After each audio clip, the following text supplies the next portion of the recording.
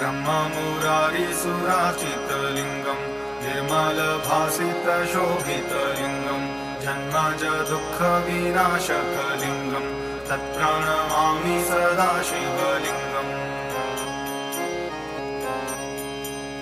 देवमुनिप्रवराजितलिङ्गम् कामदहं करुणाकरलिङ्गम् रावणदर्पविनाशनलिङ्गम् तत्प्रणमामि सदा शिवलिङ्गम् सर्वसुगन्धिसुलेपितलिङ्गम् बुद्धिविवर्धनकारणलिङ्गम् सिद्धसुरासुरवन्दितलिङ्गम् तत्प्रणमामि सदा शिवलिङ्गम् कनकमहामणिभूषितलिङ्गम् फणिपतिवेष्टितशोभितलिङ्गम् दक्षसूयज्ञविनाशनलिङ्गम् तत्प्रणमामि सदा शिवलिङ्गम्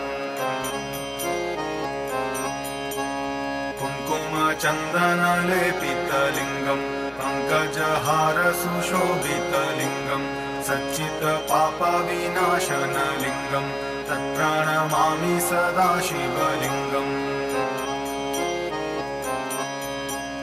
देवगणार्चितसेवितलिङ्गम् भावैर्भक्तिभिरेव च लिङ्गम् दिनकरकोटिप्रभाकरलिङ्गम् तत्प्रणमामि सदा शिवलिङ्गम्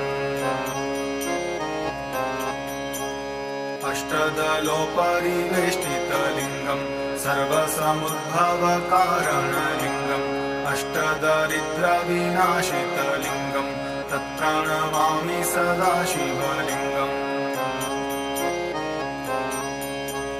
सुरगुरुसुरवरपूजितलिङ्गम् सुरवनपुष्पसदार्चितलिङ्गम् परात्परं परमात्मकलिङ्गम् तत्प्रणमामि सदा शिवलिङ्गम्